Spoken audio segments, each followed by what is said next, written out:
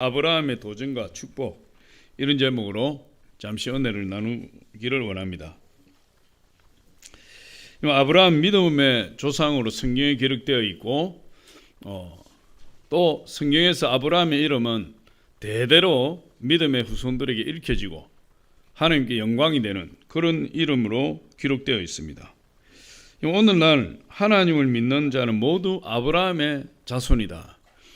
저와 여러분이 아브라함의 영적 자손입니다. 아브라함은 우리가 혈통적으로 아무 관계가 없지만 예수 그리스도를 믿음으로 하나님의 자녀가 되었기 때문에 영적인 하나님의 자녀들은 모두 아브라함의 후손으로 하나님의 축복을 받게 되어 있습니다.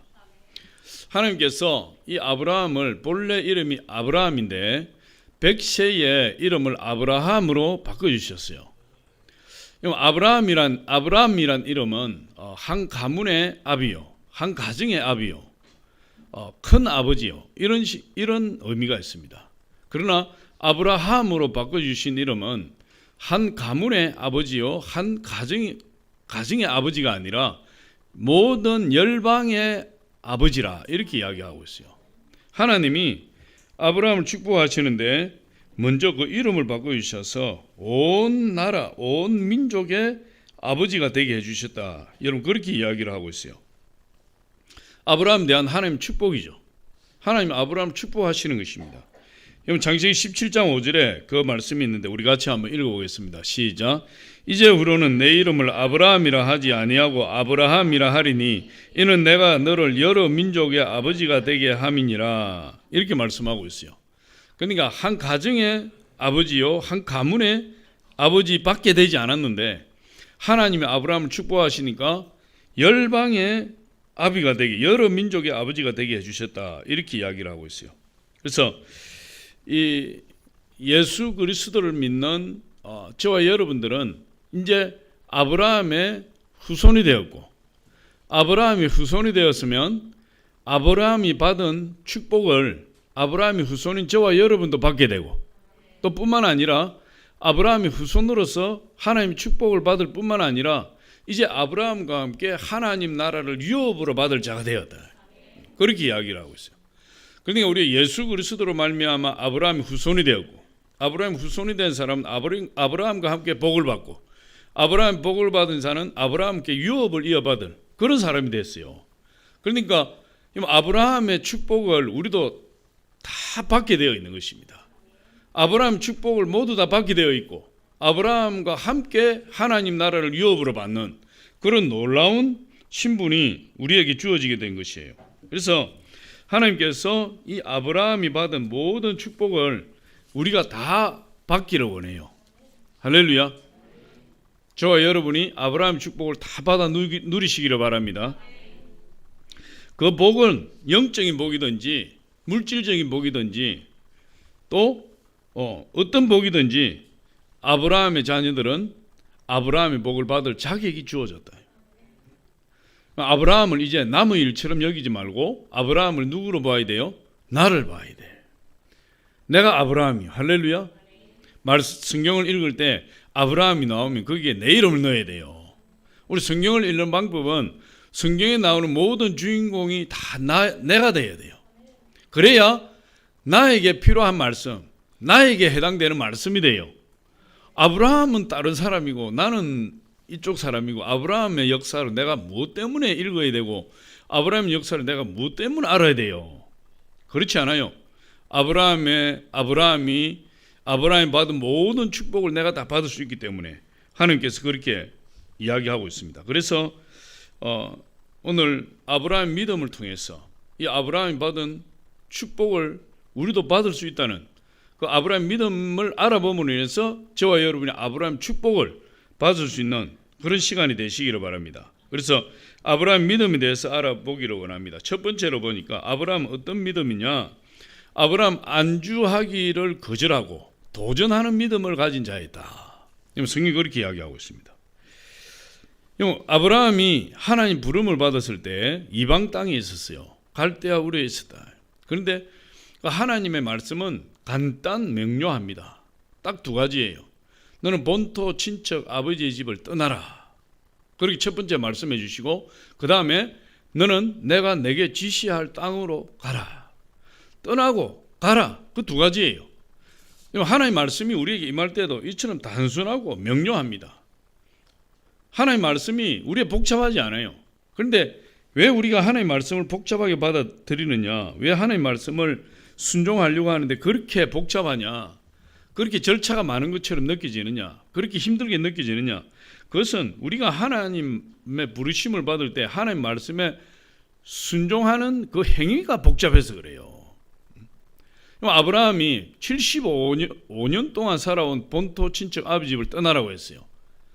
그럼 쉽게 떠나겠습니까? 하나님의 명령은 간단하지만 그 75년 동안 살아온 그 역사가 그곳에 있는데, 본토 친척 아비 친구들이 다 그곳에 있는데 그거 모든 것을 뒤로 하고 어떻게 쉽게 떠날 수가 있겠습니까? 거기에 갈등하는 거죠. 우리 똑같아요. 하나님의 말씀이 임할 때 하나님의 말씀에 순종하면 얼마나 좋겠습니까? 그런데 지금까지 내가 살아온 그 삶의 자리에서 떠나는 것이 그렇게 쉽지 않은 것이죠. 갈등하는 것입니다. 머릿속으로 생각하게 되고 마음으로 계산하게 되고 자꾸만 이것저것 재어보게 되고 내가 떠나면은 큰일 나는 것이 아닌가, 거기에 대해 두려워하는 것이에요. 아브라함 평생 살아온 그 땅을 쉽게 떠날 수가 없었던 것이고, 또 떠난다고 생각할 때 엄두가 나지 않는 것이고, 도저히 발걸음이 떨어지지 않는 것이에요. 이런저런 여러 가지 생각이 마음속에 머릿속에 들어오게 되고, 그럴 때 하나님 말씀에 순종하는 것이 결코 쉽지가 않다, 그렇게 우리가 이야기할 수 있어요. 어떻게 일평생 살아온 땅을 그렇게 쉽게 그냥 엉덩이 먼지 털듯이 일어나서 갈 수가 있겠습니까? 그렇지 못한 거죠. 그럼에도 불구하고 이 아브라함 보니까, 아브라함 하나님 말씀이 임했을 때 그 75년 살아온 그 편안한 삶에 안주하기보다는 하나님 말씀을 쫓아 순종하는 도전을 선택했다는 거예요. 거기에 하나님의 놀라운 역사가 있어요. 아브라함에게 있어서 그 75년 동안 살아온 그 고향 땅을 떠난다는 것은 모험이죠. 하나의 큰 모험이고 큰 도전이에요. 근데 아브라함 나이가 75세가 되었어도 결코 거기에 안주할 생각이 없고 하나님의 말씀을 따라서 도전하기로 결정을 했다. 성경에 보니까 아브라함은 큰 재력가예요. 재산이 많은 사람이, 부유한 사람이, 부자요. 가축도 많고 종도 많고, 그런 사람이, 가진 것이 많은 사람이 하나님의 말씀을 따라 순종해서 그 자리를 털고 떠난다는 것은 더 어려운 일이 될 수 있어요. 오늘 5절에 보니까 우리 같이 한번 읽어보겠습니다. 5절을 시작. 아브라함이 그의 아내 사레와 조카 롯과 하란에서 모은 모든 소유와 얻은 사람들을 이끌고 가나안 땅으로 가려고 떠나서 마침내 가나안 땅에 들어갔더라. 아브라함이 그의 아내 사레와 조카 롯과 하란에서 모은 모든 소유와 얻은 사람들을 이끌고, 그러니까 아브라함이 큰 부자예요. 큰 부자고 가축을 키우는 종들이 수없이 많고 그런 큰 부자인데, 그 부자가 하나님의 말씀을 받고 바로 순종해서 떠난다는 것은 쉬운 것이 아님에도 불구하고 아브라함은 하나님의 말씀을 붙들고 그 자리를 일어나서 떠났다, 이렇게 말씀하고 있어요. 아브라함 나이가 75세잖아요. 고생은 젊어서 사스도 한다고 이야기하지만 아브라함은 그런 나이가 지났어요. 그가 떠나지 않고 가만히 있으면 평안하게 인생을 마무리할 수 있었고, 또 최소한 그것을 떠나지 않으면 현상 유지는 할 수 있는 그런 사람이었어요. 여러분, 미지의 세계를 향해서, 성공을 향해서 승리의 인생을 꿈꾸고 떠난다는 것은 큰 도전이죠. 이 아브라함 갈대아 우르를 떠나는 것도 도전이었고, 중간 기착지였던 하란을 떠나는 것도 도전이었어요. 그런데 그가 떠나기로 결심했다. 미래에 대한 확실한 보장이 없어요. 떠났을 때 성공의 확률도 50%, 실패의 확률도 50%예요. 잘 될 수 있는 가능성도 있지만 완전히 실패할 가능성도 있어요. 그런데 아브라함은 실패의 가능성 50%를 보지 않고 성공의 가능성 50%를 바라보고 도전했다는 거예요. 성공한 사람들은 가만히 보면 실패할 것을 바라보고 도전하지 않아요. 성공한 사람들은 성공의 가능성 50%를 바라보고 도전해요. 그래서 성공하게 돼요. 그래서 큰 위협을 이루게 되는 것이죠. 아브라함도 그랬어요. 아브라함 도전했어요. 저와 여러분이 믿음 안에서 성공하기를 원한다면, 믿음 안에서 승리자로 살기를 원한다면 우리는 도전해야 돼요. 도전 정신이 있어야 돼요. 지금 있는 곳이 좋습니다 하고 안주하게 되면 발전이 없어요. 오늘 창세기 12장 1절은 아까도 말씀드렸지만 아브라함만을 위한 말씀이 아니고 저와 여러분에게 해당되는 직접적인 말씀이다. 우리 창세기 12장 1절 한번 같이 한번 읽어보겠습니다. 시작. 여호와께서 아브라함이 이르시되 너는 너의 고향과 친척과 아버지의 집을 떠나 내가 내게 보여줄 땅으로 가라. 이렇게 말씀하세요. 나에게 주시는 말씀이에요. 내가 떠나야 돼요. 내가 고향 친척 아버지 집을 떠나야 하나님의 성공이, 하나님의 축복이 떠나는 거기에 있다 이 말이에요. 우리는 하나님의 말씀을 믿고 도전해야 되는 거죠. 그리고 도전하기로 마음먹었으면 결단해야 되고, 결단했으면 뒤돌아보지 말아야 되고, 그리고 앞만 보고 우리가 달려가야 돼요. 아브라함도 보니까 결단하고 나왔지만 결단하는데 어려움이 있었어요. 하나님께서 아브라함에게 본토 친척 아버지 집을 다 떠나라 했어요. 그런데 그가 롯을 데리고 나왔어요. 하나님이 가나안 땅으로 들어가라고 말씀하셨어요. 그럼에도 불구하고 아브라함은 가나안 땅을 지나서 점점 남방으로 내려가서 애굽으로 내려갔다고 했어요. 그럼 결단하는 것이 얼마나 힘든지 보여주는 거예요. 순종을 했지만 결단이 그렇게 쉽지 않은 것이에요.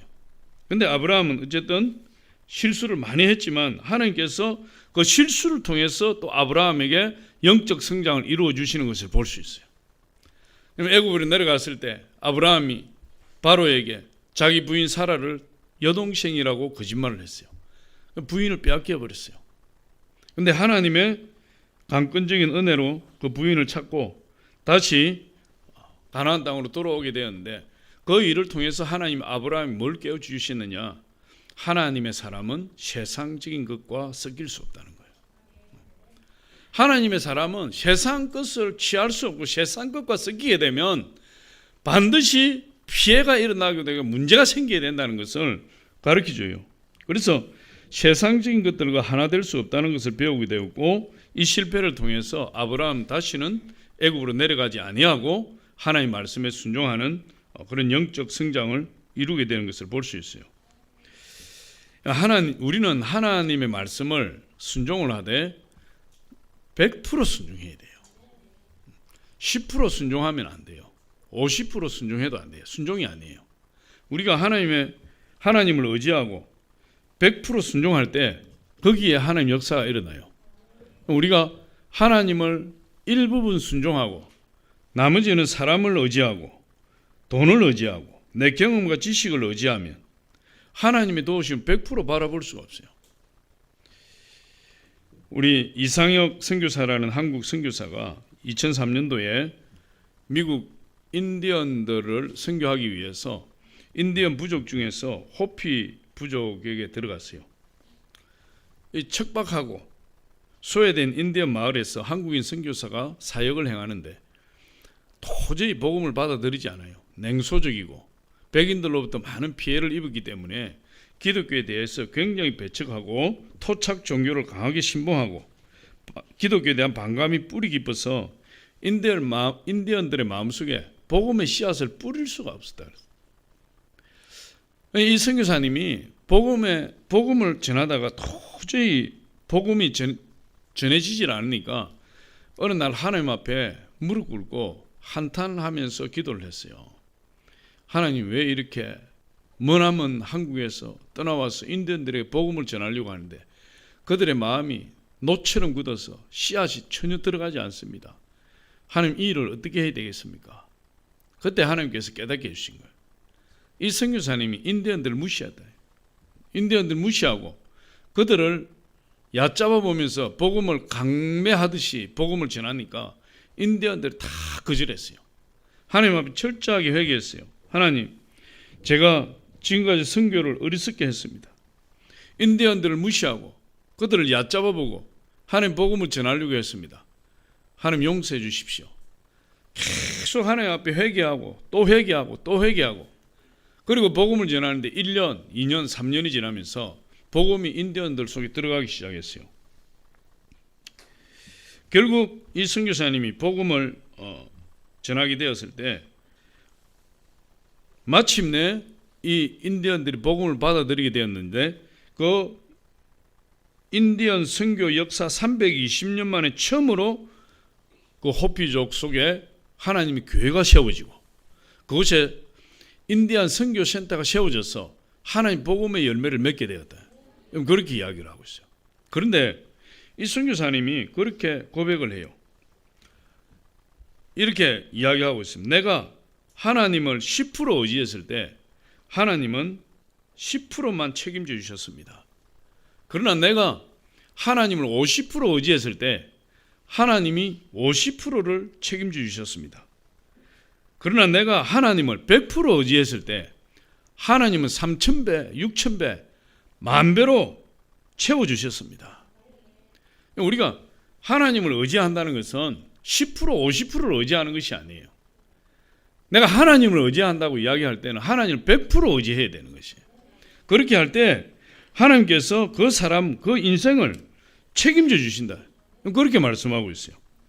자기 자신이 아닌, 자기 소유가 아닌, 자기 재물이 아닌, 자기의 경험과 능력이 아닌 오직 하나님, 십자가의 죽음을 이기신 예수 그리스도를 의지하고 우리의 생명 구원이 되신 하나님을 의지하고 나갈 때, 그때 우리에게 진정으로 세상을 변화시키는 능력이 임하게 된다는 거예요.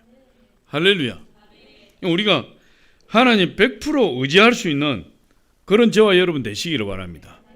우리가 하나님 말씀을 따라 본토 친척 아버지 집을 떠나서 일어나서 떠난다는 것은 우리 인생의 도전이에요. 우리 신앙의 도전이에요. 그 도전을 할 수 있는 자는 하나님을 100% 의지할 때 가능합니다. 10% 의지하는 사람은 도전할 수 없어요. 50% 의지하는 사람은 도전할 수 없어요. 하나님 100% 의지할 때 아브라함처럼 우리는 본토 친척 아버지 집을 떠날 수 있어요. 아직도 우리 가운데 본토 친척 아버지 집을 떠나지 못한 사람들이 많이 있을 줄 믿어요. 떠나야 돼요. 하나님의 축복이, 하나님 온전한 축복이 우리 인생 가운데 임하게 하려면 떠나야 되는 것입니다. 도전해야 되는 것이에요. 결단해야 돼요. 할렐루야. 두 번째, 이 아브라함은 목표가 분명했다. 떠나는 목표가 분명했어요. 아브라함은 하나님 말씀이 임했을 때 두 가지 목표를 받았어요. 두 가지 목표를 받고 떠나게 된 것입니다. 첫 번째는 하나님이 아브라함에게 약속하신 축복의 말씀이에요. 그 축복의 말씀을 붙들었어요. 그래서 그 축복의 말씀을 붙들고 아브라함이 떠났어요. 오늘 본문 2절 3절에 보니까 이렇게 이야기해요. 우리 본문 12장 2절 3절 같이 한번 읽어보겠습니다. 시작. 내가 너로 큰 민족을 이루고 내게 복을 주어 내 이름을 창대하게 하리니 너는 복이 될지라. 너를 축복하는 자에게는 내가 복을 내리고 너를 저주하는 자에게는 내가 저주하리니 땅의 모든 족속이 너로 말미암아 복을 얻을 것이라 하신지라. 이 축복을 세부적으로 나눠보면, 차분하게 한번 나눠보면 7가지로 나눌 수 있어요. 첫 번째로 내가 너로 큰 민족을 이루게 하겠다. 첫 번째 약속이에요. 두 번째로 내가 내게 복을 주겠다. 세 번째, 내 이름을 창대하게 하겠다. 네 번째, 너는 복이 될 것이다. 다섯 번째, 너를 축복하는 자를 내가 축복하겠다. 여섯 번째, 내가 너를 저주하는 자를 내가 저주하겠다. 일곱 번째, 땅의 모든 족속이 너로 말미암아 복을 받을 것이다. 그러면 디테일하게 나눠보니까 7가지 복이에요. 우리가 아브라함 복을 이야기할 때 아브라함이 예수 그리스도를 믿음으로 인해서 주어지는 복을 크게 볼 때 5가지를 볼 수 있어요. 제일 먼저 누가 복을 받습니까? 아브라함 자신이 복을 받아요. 두 번째, 아브라함 가정이 복을 받아요. 세 번째, 아브라함 가문이 복을 받아요. 네 번째, 아브라함 복으로 말미암아 그의 민족이 복을 받아요. 마지막으로 아브라함으로 말미암아 열방이 복을 받아요. 5가지 복. 아브라함 복을 다 받으시길 예수님은 축원합니다. 여러분이 예수 그리스도를 온전히 믿음으로 여러분이 복을 받을 뿐만 아니라 여러분의 가정이 복을 받고 여러분 가문이 복을 받고 여러분으로 인해서 이 나라와 이 민족이 복을 받고 여러분으로 인해서 온 세상이 복을 받는 그 축복이 바로 아브라함 축복이에요. 아브라함은 이 하나님의 약속의 말씀을 붙들고 도전했다. 하나님이 아브라함이 약속하신 이 7가지 복 2절 3절에 나타난 이 축복의 말씀을 신뢰했다. 하나님의 말씀을 신뢰한다는 것은요, 하나님을 의심 없이 믿었다는 것을 의미해요. 하나님에 대한 믿음이 없이는 하나님의 약속의 말씀을 붙들 수가 없고 하나님에 대한 믿음이 없이는 하나님의 말씀을 붙들고 떠날 수가 없어요. 성경에 이렇게 이야기해요. 믿음이 없이는 하나님을 기쁘시게 할 수 없나니. 믿음이 없으면 하나님 기쁘게 할 수가 없어요. 믿음이 없이는 하나님을 기쁘시게 할 수 없나니 하나님께 나아가는 자는 반드시 그가 계신 것과 그가 또한 자기를 찾는 자들에게 상 주시는 이심을 믿어야 할지니. 히브리 11장 6절 말씀이잖아요. 하나님의 말씀, 축복의 말씀을 아브라함이 붙들었는데 그 축복의 말씀을 아브라함이 붙들었다는 것은 하나님을 그만큼 신뢰하고 믿었다는 것이에요.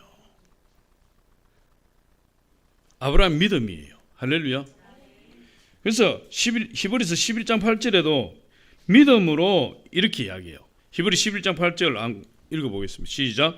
믿음으로 아브라함은 부르심을 받았을 때에 순종하여 장래 유업으로 받을 땅에 나아갈새 갈 바를 알지 못하고 나아갔으며. 아브라함이 갈대아 우르를 떠날 때 고향 친척 아비 집을 떠날 때 불확실한 상태에서 떠났다는 거예요. 갈 바를 알지 못하고 떠났다는 거예요. 그런데 무엇으로? 하나님의 약속의 말씀을 믿고 떠났다는 거예요. 우리가 하나님을 믿는다고 할 때 뭘 믿는 것입니까? 하나님 약속의 말씀을 믿는 것이죠. 하나님을 신뢰한다고 했을 때 우리가 뭘 신뢰하는 것입니까? 하나님의 약속의 말씀을 신뢰하는 것이죠. 하나님을 신뢰할 때 하나님의 말씀을 신뢰할 수 있고 하나님의 말씀을 신뢰할 때 하나님을 신뢰할 수가 있는 거예요. 예수 그리스도는 말씀이 육신이 되어 우리 가운데 오셨다고 말씀하셨으니까 말씀이 육신이 되신 하나님이시요 예수 그리스도라고 말씀하시는 거예요. 아브라함이 그 축복의 약속을 붙들고 나왔어요. 그럼에도 불구하고 아브라함 나이가 100세가 되어도 하나님 자식 한 명 주지 않았어요. 내가 너로 큰 민족을 이루게 하리라. 내 자손으로 큰 민족을 이루게 하리라. 그 축복의 약속을 붙들고 나왔는데 75세에 그 약속의 말씀을 붙들고 떠났는데 지금 100세가 되었어요. 나이가 100세가 되어도 하나님 자식 하나 주지 않았다고요. 하나님께서 이 아브라함을 통해서 하늘의 별과 같이 많은 자식을 주고 큰 민족을 이루겠다고 하셨지만 그가 나이가 100세가 되었어요. 아브라함의 이름을 창대하게 하리라고 하셨지만 아브라함 나이가 100세가 되었어요. 아브라함 나이 100세면은 자식을 가질 수 없는 나이라고 성경은 이야기하고 있어요. 그 부인 사라의 나이가 90세예요. 경수가 끊어졌다고 이야기하고 있어요. 자식을 가질 수 없는 나이예요. 여러분, 생물학적으로 자식을 가질 수가 없고 과학적으로 자식을 가질 수 없고 환경적으로 자식을 가질 수가 없고 인간의 경험으로 자식을 가질 수가 없고 모든 것을 바라볼 때 아브라함은 끝난 사람이에요. 아브라함은 사랑은 끝났어요. 자식 없이 죽을 수밖에 없는 그런 사람이에요. 그런데 성경은 이렇게 이야기해요. 아브라함이 믿을 수 없는 중에 믿었다. 아브라함 위대함이에요. 바랄 수 없는 중에 바랐다 이야기하고 있어요. 그게 믿음이에요. 우리 이성으로 계산해서 손에 쥘 수 있는 어떤 것은 믿음이 아니에요. 그건 그냥 되는 거예요. 도저히 믿을 수 없는 상황에서 믿는 거, 도저히 바랄 수 없는 상황에서 바라보는 거, 그게 믿음이죠. 아브라함은 그런 사람이었어요. 그런데 하나님이 그런 아브라함을 정신 나갔다고 이야기하지 않아요. 믿을 수 없는 중에 믿고 바랄 수 없는 중에 바라보는 아브라함을 아브라함아 네가 옳다. 세상 모든 사람들이 잘못됐다고 이야기해도 너는 옳다. 여러분, 우리 믿음이 뭡니까? 믿을 수 없는 중에 믿는 거예요. 바랄 수 없는 중에 바라는 거예요. 그것을 하나님이 옳은 생각이다, 옳은 행동이다, 옳은 믿음이다 이야기하는 거예요. 그것을 로마 4장 3절 우리 한번 보겠습니다. 로마 4장 3절 시작. 성경이 무엇을 말하느냐? 아브라함이 하나님을 믿음에 그것이 그에게 의로 여겨진 바 되었느니라. 아브라함이 하나님을 믿음에, 아브라함이 뭘 믿었어요? 믿을 수 없는 중에 하나님 믿고 바랄 수 없는 중에 하나님 바라매 하나님 그것을 의로 여기셨다. 의라는 게 뭐예요? 하나님이 옳다 하고 인정하시는 거예요. 옳다. 아브라함은 네가 옳다. 네 믿음이 옳다. 네 믿음이 바르다. 그거예요. 세상 사람들이 다 안 된다고 해도, 나를 둘러싸고 있는 환경이 다 안 되는 쪽으로 흘러가도 하나님의 약속의 말씀을 붙들고 믿을 수 없는 중에 바랄 수 없는 중에 믿고 바라는 것, 그것을 하나님이 인정해 주시더라. 우리는 하나님께 내 믿음 인정받아야 돼요. 세상으로부터 내 믿음 인정받으면 그건 가짜예요. 하나님으로부터 내 믿음을 인정받을 때 그 믿음이 진짜 믿음이에요. 빛나는 믿음이에요. 할렐루야. 이 아브라함은 그 믿음을 붙들고 하나님이 백세가 된 마른 막대기 같은 자기를 통해서 90세가 된 경수가 끊어져 버린 자기 부인 사라를 통해서 자식을 주실 것이라는 것을 믿었어요. 너무 대단하지 않습니까? 아브라함 너무 위대한 인물로 보이지 않습니까? 대단한 사람이에요. 그런데 하나님이 그 믿음을 보시고 하나님이 약속하신 것을 아브라함을 통해서 이루어 주셨더라. 할렐루야. 우리 로마서 4장 17절로 21절 우리 같이 한번 읽어봅니다. 시작. 기록된 바 내가 너를 많은 민족의 조상으로 세웠다 하심과 같으니 그가 믿은 바 하나님은 죽은 자를 살리시며 없는 것을 있는 것으로 부르시는 이시니라. 아브라함이 바랄 수 없는 중에 바라고 믿었으니 이는 내 후손이 이 같으리라 하신 말씀대로 많은 민족의 조상이 되게 하려 하심이라. 그가 백세나 되어 자기 몸이 죽은 것 같고 사라의 태가 죽은 것 같음을 알고도 믿음이 약해지지 아니하고 믿음이 없어 하나님의 약속을 의심하지 않고 믿음으로 견고하여져서 하나님께 영광을 돌리며 약속하신 그것을 또한 능히 이루실 줄을 확신하였으니. 이게 아브라함 믿음이에요. 아브라함이 갈대아 우르에서 떠나올 때 이 하나님의 축복의 말씀을 분명히 붙들고 그 목표를 바라보고 나왔던 것이에요. 아브라함이 믿은 하나님은 죽은 자를 살리시는 하나님, 없는 것을 있게 하시는 하나님. 그 믿음이 저와 여러분의 믿음이 되어야 될 줄 믿습니다. 왜냐? 우리는 아브라함의 영적 후손이니까. 할렐루야. 아브라함은 하나님의 약속인 자녀의 축복을 바라보고 끝까지 포기하지 않고 그 결과로 결국 응답을 받았어요. 목표가 분명하죠. 두 번째 아브라함의 목표가 뭐냐 하면 가나안 땅에 들어가는 거예요. 가나안 땅에 들어가는 거. 우리 믿음의 자녀들의 최종 목적지가 어디입니까? 가나안 땅에 들어가는 거예요. 새 하늘과 새 땅, 우리 하나님의 통치가 임하는 예수 그리스도와 함께 영원한 하나님의 영광을 누리는 그 가나안 땅. 저와 여러분이 믿음의 궁극적인 목표는 거기에요. 할렐루야. 그런데 이스라엘 역사를 보면 이스라엘 역사를 크게 나눠볼 때 네 등분할 수 있어요. 그런데 그 네 등분을 할 수가 있는데 그 이스라엘 역사를 네 등분을 했을 때 각 등분마다 최종적인 목적이 어디냐? 가나안 땅이에요. 첫 번째로 보세요. 하나님 아브라함을 불러서 유대 민족의 조상이 되게 하셨다. 아브라함을 불러서 어디를 목적지로 합니까? 가나안 땅을 목적지로 하고 있어요. 그럼 출애굽을 했을 때 하나님이 애굽에 종살이 하던 이스라엘 백성들을 불러내었을 때 그들의 목적지가 어디입니까? 가나안 땅이에요. 바벨론 포로로 70년 살다가 출바벨론 했을 때 그 이스라엘 백성들의 목적지가 어디입니까? 가나안 땅이에요. 저와 여러분이 예수를 믿어서 하나님 자녀가 되어서 우리가 최종적으로 가야 될 목적지가 어디입니까? 가나안 땅이에요. 크게 보면 네 등분할 수 있는 거죠.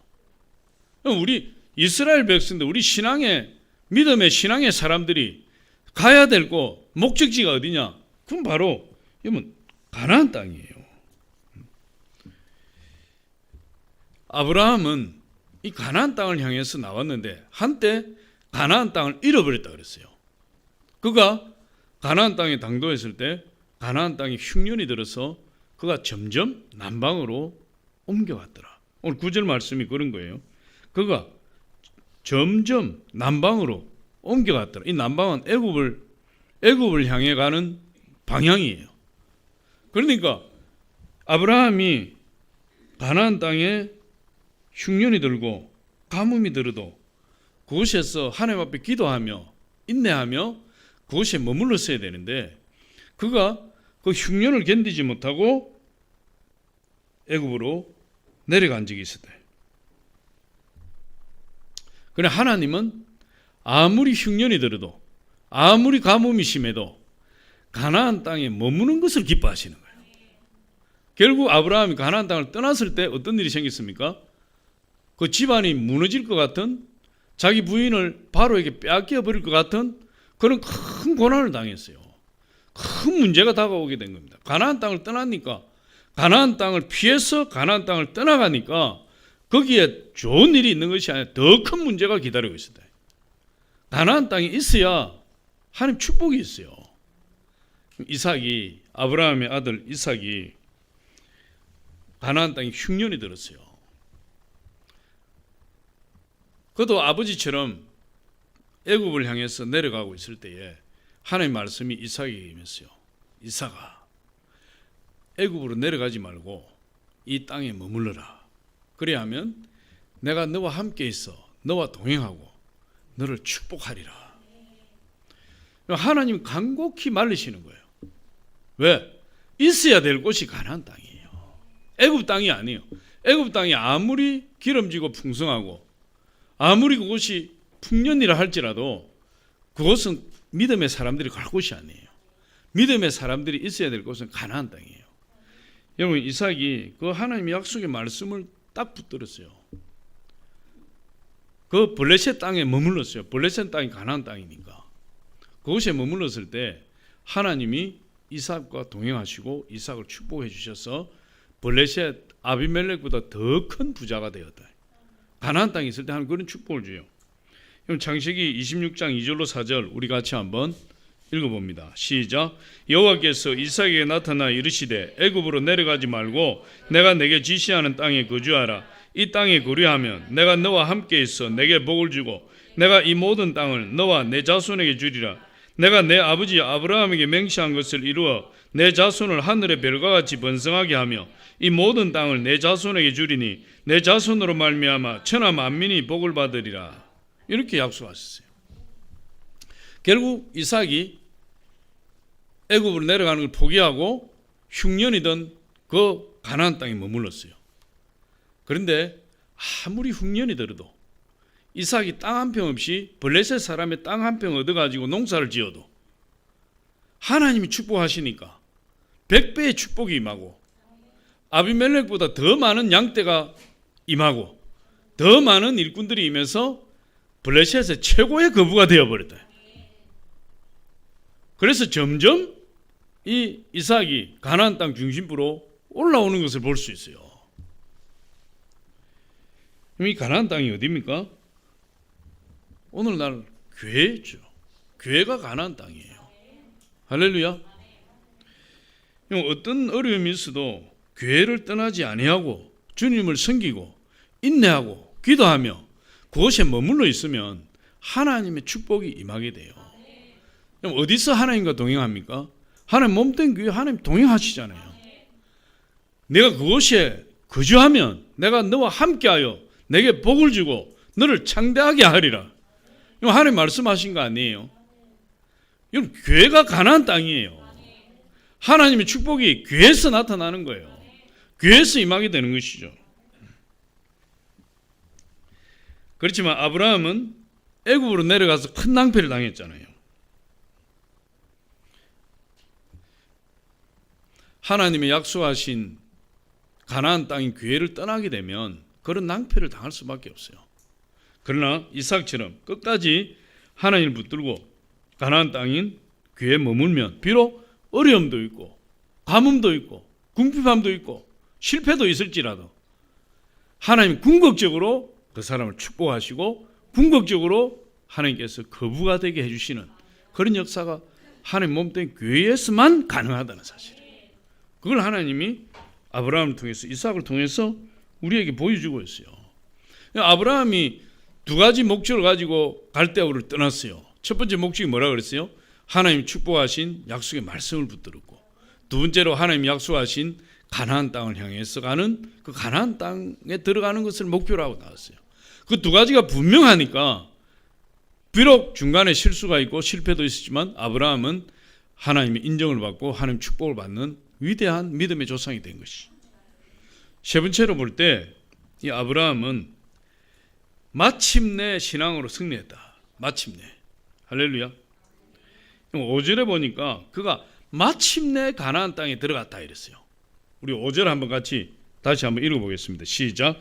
아브라함이 그의 아내 사레와 조카 롯과 하란에서 모은 모든 소유와 얻은 사람들을 이끌고 가나안 땅으로 가려고 떠나서 마침내 가나안 땅에 들어갔더라. 마침내 들어갔. 여러분 무슨 생각이 듭니까? 마침내 이 한마디. 많은 우여곡절을 겪고 그 우여곡절의 장애물들을 넘어서 마침내 가나안 땅에 들어갔다 이런 말이에요. 그럼 그렇지 않습니까? 그렇지 않으면 마침내라는 단어를 쓸 필요가 없죠. 그가 하란을 떠나서 가나안 땅으로 쑥 들어갔더라. 쑥은 뺄 수 있어도 마침내라는 단어는 안 쓰겠죠. 마침내 들어갔다는 것은 많은 역경을 겪었다는 거예요. 많은 고난이 있었다는 것이에요. 가나안 땅에 들어가기까지 많은 어려움이 있었다는 거예요.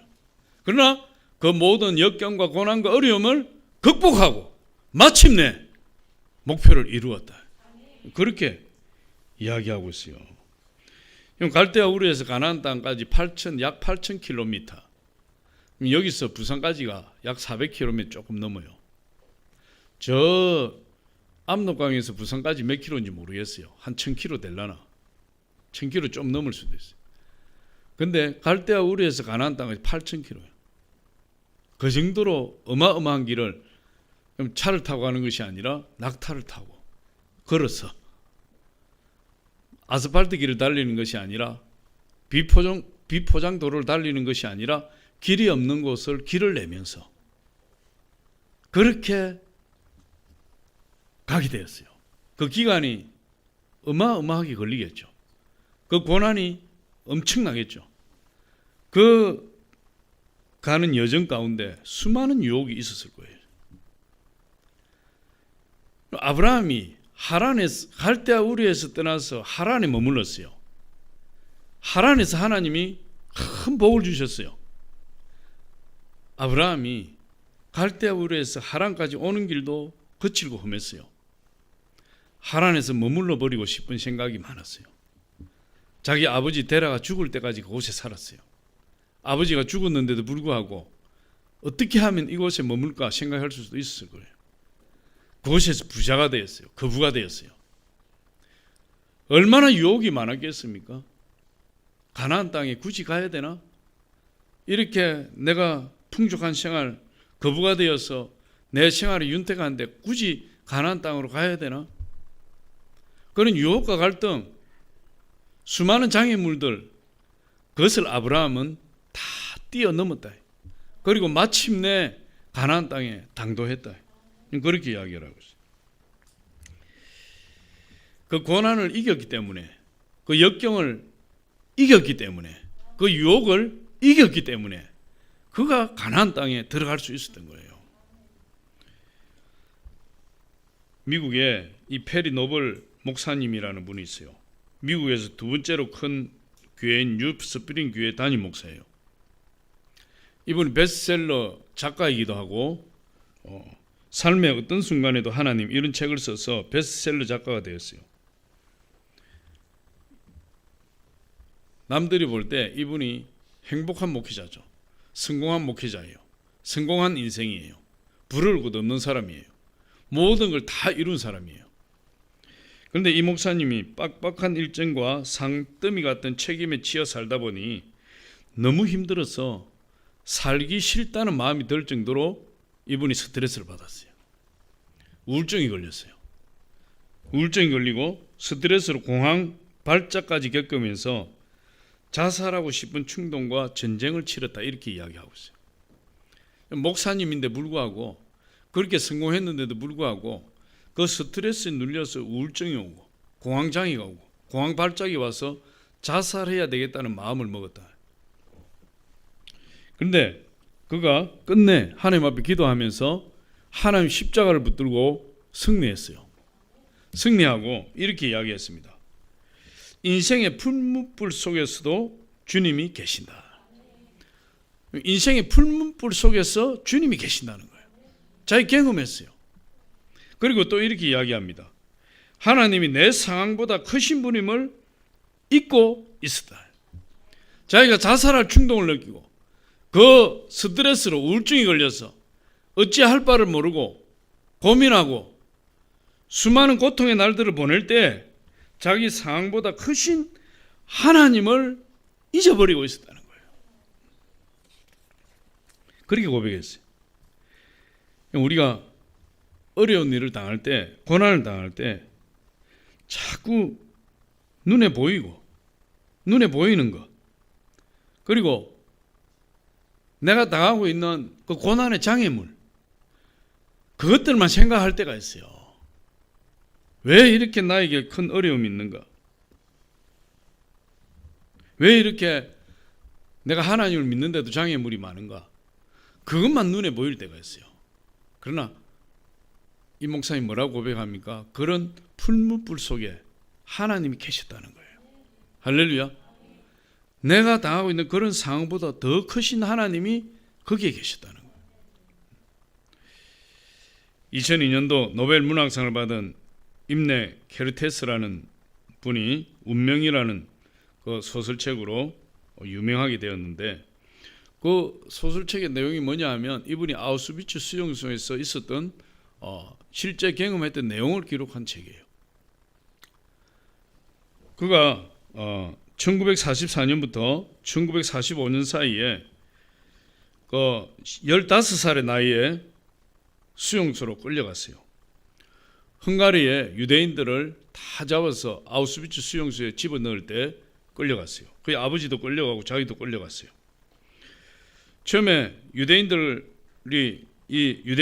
부다페스트에서 아우슈비츠로 옮기고, 또 4일 뒤에 아우슈비츠에서 부엔발트로 옮기고, 또 그곳에서 짜이처 수용소로 옮겨지게 되면서 이 짜이처 수용소에서 1년을 수용되어 있으면서 겪은 이야기를 기록하고 있어요. 여기에서 이분이 세 가지를 이야기해요. 강제 수용소에서 벗어나는 방법 세 가지. 첫 번째, 영원히 잠잘 수 있게 해주는 자살. 그런데 그 강제 수용소에 갇힌 사람들 중에 자살을 꿈꿔보지 않은 사람은 한 사람도 없다 그래요. 목숨 끊어버리고 이 고난을 끝내버리자. 그 유혹에 다 사로잡혔다 그래요. 그게 강제 수용소에서 벗어나는 방법 중에 하나예요. 두 번째로는 탈출이에요. 수용소를 탈출하는 것. 그런데 탈출은 불가능해요. 세 번째로는 상상이래요. 상상. 이 수용된 사람들의 유일의 낙은 상상이에요. 가장 좋았던 시절로 돌아가서 마음껏 상상할 수 있고, 아름다운 정원을 거니는 상상도 할 수 있고, 하루 종일 집에서 빈둥거리는 그런 장면을 떠올릴 수도 있고, 그 상상은 힘겨운 일상을 견디는 힘을 공급해 주었다. 수용소에서 그 어려움을 극복할 수 있는 유일한 힘을 이 상상력이 제공했다, 이렇게 이야기하고 있어요. 우리 믿음의 사람들은 막연한 상상의 나래를 펴서 위기를 극복하기보다 하나님의 약속의 말씀을 붙들고 그 하나님의 약속의 말씀이 이루어진 상상을 하면서 어려움을 이길 수 있어요. 할렐루야. 하나님 우리에게 주신 축복의 약속의 말씀이 얼마나 많습니까? 얼마나 화려합니까? 얼마나 위대합니까? 내가 그 하나님 약속의 말씀을 묵상하면서 하나님이 그 약속의 말씀을 나에게 이루어 주신 그것을 상상하면서 믿음으로 바라보고 나갈 때 우리가 장애물들을 이길 수 있어요. 극복할 수 있어요. 아브라함처럼 하나님 축복을 받으려면 아브라함처럼 포기하지 말고 그 고난을 극복해야 돼요. 우리가 하나님 자녀가 된 이상 우리에게 고난이 오는 것은 너무나 당연한 것이고, 하나님 그 고난을 통해서 우리를 시험하실 뿐만 아니라 그 고난을 통해서 우리를 연단하시고 하나님 축복받을 그릇으로 만들어 주시는 거예요. 그렇기 때문에 내가 예수 믿으면 고난이 다 사라질 것이다, 사단의 속삭임에 넘어가면 안 돼요. 거친 바다가, 거친 파도가 있기 때문에 바다는 바다다울 수가 있다 그래요. 장미꽃에 거친 가시가 있기 때문에 장미꽃은 장미꽃이 될 수 있다고 이야기해요. 어떤 사람은 인생의 참맛은 난관을 극복해 가는 데 있다, 이렇게 이야기했어요. 우리 인생에 난관이 없을 수가 없는 것이죠. 난관이 있어도 좋습니다. 아니, 오히려 우리에게 난관이 있어야 되는 것이죠. 왜냐하면 하나님께서 그 난관을 통해서 우리에게 더 큰 축복을 주시기를 원하시기 때문에 그래요. 아브라함도 이 애굽의 난관을 극복했어요.